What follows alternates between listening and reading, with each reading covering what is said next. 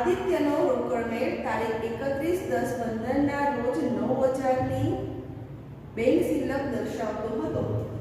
રોકડ મેળ મુજબ આપણને બેંક સિલક આપેલી છે એને નોંધ કરી લઈએ કે રોકડ મેળ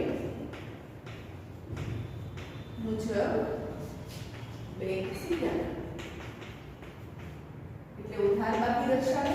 ઉધારની કોલમમાં રકમ લખશું 9,000, ઉપર મથાળું આપી દઈશું શ્રી આદિત્યનો 31/10/15 ના રોજનો બેંક સિલક મેળ 4 બાકી આપણે અગાઉ શીખી ચૂક્યા છીએ. જે પાસબુક પ્રમાણે બેંકની બાકી સાથે મળતી ન હતી. નીચેની માહિતી પરથી આદિત્યનો બેંક સિલક મેળ તૈયાર કરો.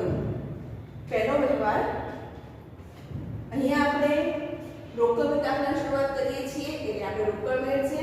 સામેનો પક્ષકાર પાસબુક છે. સામેનો પક્ષકાર જેમ કરે તેમ કરો. આપણો નિયમ આપણને ખબર છે કે સામે પક્ષે જેમ કર્યું તેમ કરો. સામેનો પક્ષ સિલક વધારે તો આપણે વધારવાની, સામેનો પક્ષ સિલક ઘટાડે તો આપણે ઘટાડો કરવાનો. આપણે રોકડ મેળ હોઈએ તો જો આપણી સિલકમાં વધારો કરવો હોય તો આપણે ઉધારના ખાનામાં લખવાનું. જો આપણી સિલકમાં આપણે ઘટાડો કરવાનો હોય તો આપણે જમાના કોલમમાં લખવાનું. યાદ રાખવા માટે લખીએ છીએ, આપણે નોંધ કરીએ છીએ આની. 51,000 ના ચેક બેંકમાં ભરેલા. પહેલા વ્યવહારની અંદર છે કે જેમાંથી 41,000 ના ચેક 31/10/15 સુધી બેંકમાં જમા થયેલા છે. 51,000 ના ચેક જમા કરેલા, જેમાંથી 41,000 ના જ જમા થયા છે. જેનો અર્થ થાય કે 51 માંથી 41 બાદ કરીએ એટલે 10,000 ના ચેક હજુ બેંકમાં જમા થયા નથી. આને કહેવાય કારણમાં દર્શાવશું ભરેલ પરંતુ જમા નહીં થયેલ ચેકના. સામેના પક્ષે એની સિલકમાં શું કર્યો છે? ઘટાડો. સામેના પક્ષે 10,000 ના ચેક જમા કર્યા નથી એટલે કે એની સિલકમાં શું થયો? ઘટાડો. તો આપણે સિલકે ઘટાડવાની, શું કરવાની? જમા કરવાની. 10,000 જમા કરશું અને હંમેશા યાદ રાખશો કે આ વ્યવહાર દરેક દાખલામાં હોય. ભરેલ પરંતુ જમા નહીં થયેલ ચેક હંમેશા જમા જ થાય. 2 નંબરનો વ્યવહાર, 2,300 નો એક ચેક લખેલો અને રોકડ મેળમાં નોંધેલો પરંતુ લેણદારને આપવાનો રહી ગયો. લેણદારને ચેક આપશું નહીં ત્યાં સુધી એ બેંકમાં રકમ લેવા જશે નહીં. આપણે રોકડ મેળ છે, આપણે રોકડ મેળમાં સિલકની નોંધ કરી નાખી છે. લેણદારને ચેક ચૂક્યો એટલે આપણે આપણી સિલક ઘટાડી, પણ સામેનો પક્ષકાર હજુ બેંકમાં ચેક રજૂ કરવા ગયો નથી એટલે પાસબુકે એની સિલક ઘટાડી નથી. ટૂંકમાં પાસબુકે સિલક વધારી છે એટલે આપણે વધારવાની. આપણો વધારો ક્યાં નોંધશું? ઉધાર. રકમ છે આપણને આપેલી 2,300. કારણ દર્શાવશું લખેલ પરંતુ રજૂ નહીં થયેલ ચેકના. બીજું સરળતા ખાતર લખેલ પરંતુ રજૂ નહીં થયેલ ચેક હંમેશા ઉધાર જ થાય. આ બંને વ્યવહારો દરેક દાખલામાં આપેલા જ હોય. 3 નંબરનો વ્યવહાર, બેંકે ઇલેક્ટ્રિક ક્લિયરિંગ સર્વિસથી વીમા પ્રીમિયમના 1,700 ચૂકવ્યા છે જેની રોકડ મેળમાં નોંધ કરવામાં આવી નથી. બેંકે ચૂકવ્યા છે એટલે કે પાસબુકે શું કર્યા છે? વીમા પ્રીમિયમ ચૂકવ્યું, ખર્ચ છે. પાસબુક ચૂકવે એટલે પાસબુકની સિલકમાં શું થયો? ઘટાડો. આપણે ઘટાડો કરવાનો. આપણો ઘટાડો ક્યાં લખવાનો? જમામાં. રકમ છે 1,700. કારણમાં દર્શાવશું બેંકે ઉધારે પરંતુ રોકડ મેળમાં નહીં નોંધે વીમા પ્રીમિયમના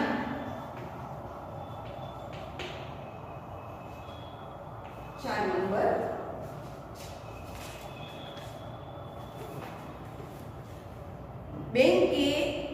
એક ગ્રાહકે આદિત્યના બેંક ખાતામાં 3200 બારોબાર જમા કરાવી દીધેલ છે, જેની જાણકારી આદિત્યને 2/11/15 ના રોજ મળી. આપણે 31 દસે બનાવીએ છીએ એટલે આપણે તારીખે આપણને આની માહિતી નથી. આદિત્ય નામનો એક ગ્રાહક છે જે આપણા ખાતામાં રકમ જમા કરાવે તો પાસબુકની સિલકમાં શું થાય? વધારો. એટલે પાસબુકની સિલક વધારી છે, રોકડ વેચ વધારી નથી. તેથી આપણે પણ આપણી સિલક વધારવાની. આપણો વધારો ક્યાં નોંધાય? ઉધારમાં રકમ લખશું 3200, ઉધારના ખાનામાં 3200. ગ્રાહકે બારોબાર જમા કરાવે છે. 5 નંબર બેંકે નોંધેલ બેંક ચાર્જીસના 70 રૂપિયા રોકડ મેળમાં ભૂલથી 2 વાર નોંધાયેલ છે. બેંક ચાર્જીસ શું આવે તો નવી ભૂલ આવી. બેંકે નોંધેલ બેંક ચાર્જીસ 70 રૂપિયા. બેંક ચાર્જીસ ધંધાનો ખર્ચ છે, બેંકમાં નોંધેલ છે, રોકડ મેળમાં પણ નોંધેલ છે, બરાબર છે. જે લખેલ છે એ ખર્ચ છે એટલે રોકડ મેળની વ્યય બાજુ નોંધાય, પાસબુકની ઉધાર બાજુ નોંધાય. એટલે બંને જગ્યાએ નોંધ થઈ છે. ભૂલ શું કરી છે કે રોકડ મેળમાં વ્યય બાજુ એકવાર 70 રૂપિયા લખવાના હતા, એનાથી ભૂલથી આપણે 2 વાર 70 લખ્યા. રોકડ મેળની વ્યય બાજુ નોંધ કરવાથી આપણી સિલકમાં આપણે શું કર્યો? ઘટાડો. પણ સામેના પક્ષે એક જ વાર કર્યો, ઘટાડો કરેલો નથી. તો આપણે આપણી સિલકમાં શું કરવો પડે? વધારો. આપણી સિલક વધારો એટલે ક્યાં લખવાની? ઉધારમાં. એટલે અહીંયા આ તો સાચા છે, પણ જ્યાં ભૂલથી ખોટા 70 રૂપિયા નોંધ કરી છે એનો સુધારો કરવા માટે આપણે 70 ની નોંધ કરશું ઉધાર બાજુ અને તારણમાં દર્શાવશું રોકડ મેળમાં ભૂલથી 2 વાર નોંધેલ બેંક ચાર્જીસ ના. 6 નંબર રૂપિયા 6750 નો ચેક 27/10/15 ના રોજ બેંકમાં ભરેલ તે નકરાયો. આદિત્યને 1/11/15 ના રોજ ખબર પડી. આપણે 31 દસે બનાવી છે ત્યારે આપણને ખબર નથી. ભરેલો ચેક બેંકમાં નકરાય એટલે પાસબુકે એની સિલકમાં શું કર્યો? ઘટાડો. આપણે પણ શું કરવાનો? ઘટાડો. ઘટાડો ક્યાં નોંધાય? જમા બાજુ. રકમ છે 6750, 6750. કારણ દર્શાવશું ભરેલ પરંતુ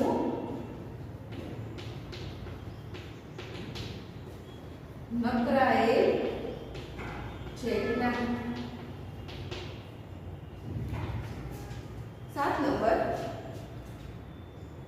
4780 ના ચેક લખેલા, જેમાંથી 1770 ના ચેક 2/11/15 ના રોજ બેંકમાં રજૂ થયા. જ્યારે આપણને બે રકમો આપેલી હોય ત્યારે વ્યવહારને ખૂબ કાળજીથી 2 વાર વાંચવાનો. ધ્યાન રાખીએ, રૂપિયા 4780 ના ચેક લખ્યા હતા, જેમાંથી 1770 ના ચેક 2/11 રજૂ થયા. આપણે ક્યારે બનાવીએ છીએ? 31/10. 2/11 પહેલા બનાવીએ છીએ. એટલે અહીંયા આપણા 1770 ના ચેક છે એ બેંકમાં રજૂ થયા, પણ કઈ તારીખે? આપણે બેંક સિલક બનાવીએ છીએ એના પછી. એટલે અહીંયા આપણે નોંધ કરશું રૂપિયા 1770 થી કે લખેલ પરંતુ રજૂ નહીં થયેલ છે. હંમેશા ઉધાર જ નોંધાય. નોંધ કરશું 1770 થી લખેલ પરંતુ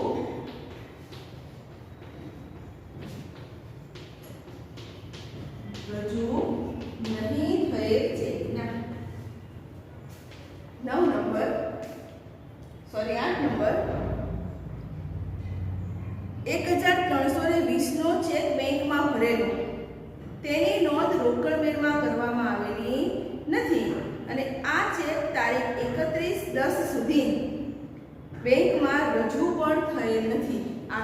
દાખલાઓમાં આવો વ્યવહાર પહેલી વખત આવ્યો છે.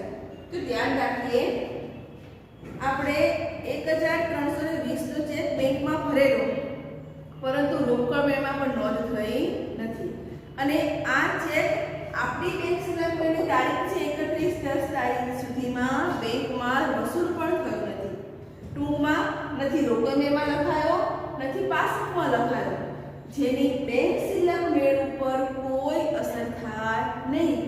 અહીંયા આપણે માત્ર નોંધ લખશું કે આ વ્યવહારની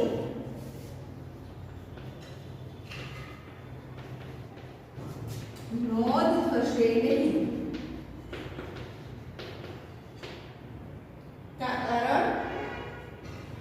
કારણ કે રોકડ મેળ અને પાસબુક બંનેમાં નોંધાયેલ નથી. એકમાં લખાયો હોય, એકમાં ન લખાયો હોય તો જ નોંધ કરવાની આવે. બંને જગ્યાએ ન લખાયો હોય તો એનાથી આપણા સિલકમાં કાંઈ ફેર પડે નહીં. આગળનો વ્યવહાર 9 નંબરનો વ્યવહાર. બેંકે પાસબુકમાં 130 રૂપિયા બેંક વ્યાજના જમા કર્યા છે. જો અહીંયા બે વ્યવહાર છે, આપણે બે નોંધ કરશું. અડધો વ્યવહાર લઈ લઈએ કે પાસબુકમાં બેંક વ્યાજના જમા કર્યા છે, જેની નોંધ રોકડ મેળમાં થઈ નથી. બેંકે બેંક વ્યાજ જમા કર્યું હોય તો પાસબુકની સિલકમાં શું થયું? પાસબુકની સિલકમાં શું કર્યું હોય? વધારો કર્યો હોય. બેંક વ્યાજ એ આપણી આવક છે, પાસબુકની સિલક વધારી, આપણે પણ વધારવાની 130 રૂપિયાથી 130 ની નોંધ કરશું. રોકડ મેળમાં નહીં નોંધે બેંક વ્યાજના. એના વ્યવહારની આપણે બીજા નોંધ કરીએ છીએ. બેંક ચાર્જીસના ₹60 ઉધાર્યા છે, જેની નોંધ રોકડ મેળમાં થયેલ નથી. બેંક વ્યાજ આવક છે, બેંક ચાર્જીસ ખર્ચ છે, તો પાસબુકની શિલકમાં શું થયો હશે? ઘટાડો. આપણે પણ ઘટાડો કરવાનો. આપણો ઘટાડો ક્યાં નોંધાય? જમામાં. રકમ છે 60 રૂપિયા, જમા કરશું 60 રૂપિયાથી. રોકડ મેળમાં નહીં નોંધે બેંક ચાર્જીસના. 10 નંબર. રોકડ મેળની આય બાજુનો સરવાળો ભૂલથી 900 રૂપિયા વધારે લેવાનો છે. આય બાજુ એટલે ઉધાર બાજુ. આપણે રોકડ મેળ છીએ, આપણે ભૂલથી આપણો સરવાળો વધારે લીધો છે, જેનો અર્થ થાય આપણે આપણી સિલકમાં શું કર્યો છે? વધારો. સામેના પક્ષે વધારો કર્યો નથી. આપણે આપણી સિલક શું કરવી પડે? ઘટાડવી પડે. નોંધ કરશું. ઘટાડો કરવા માટે જમા બાજુ. રકમ આપણને આપેલી છે 900 રૂપિયા. રોકડ મેળની આય બાજુનો સરવાળો વધુ નોંધ્યો કે ના?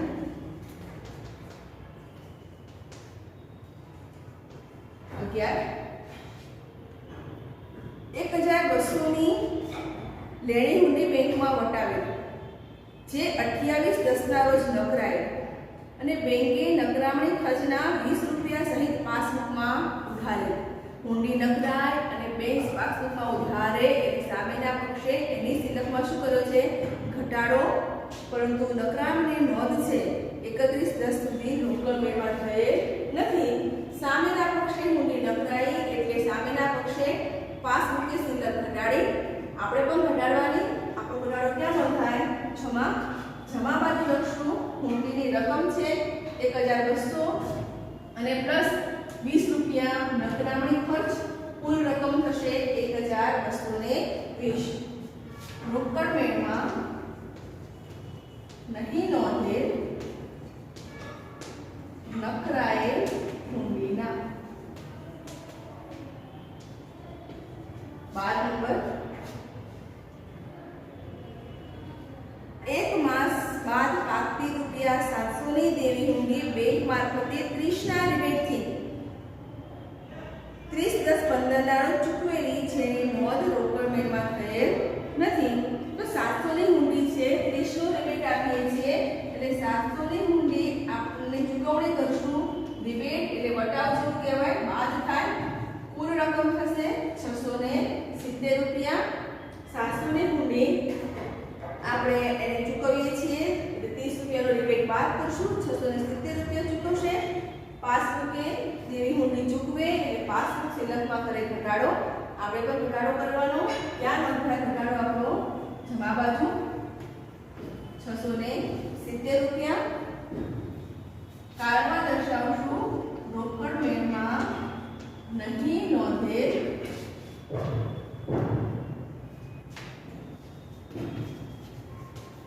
દેવી હુંડીના. હવે પાસબુક થી શરૂઆત, દાખલાની શરૂઆત રોકડ મેળથી કરી છે એટલે આપણો જવાબ પાસબુક આવશે. બંનેમાંથી જે ખાનાના સરવાળા ભૂલ હોય એ સરવાળા કરી લઈશું. અહીંયા દર્શાવશું પાસબુક મુજબ. બાકી કઈ આવે છે સરવાળા ચેક કરીને જોઈ લઈએ. ઉધાર બાજુનો જમા બાજુનો સરવાળો વધારે થાય છે 21,300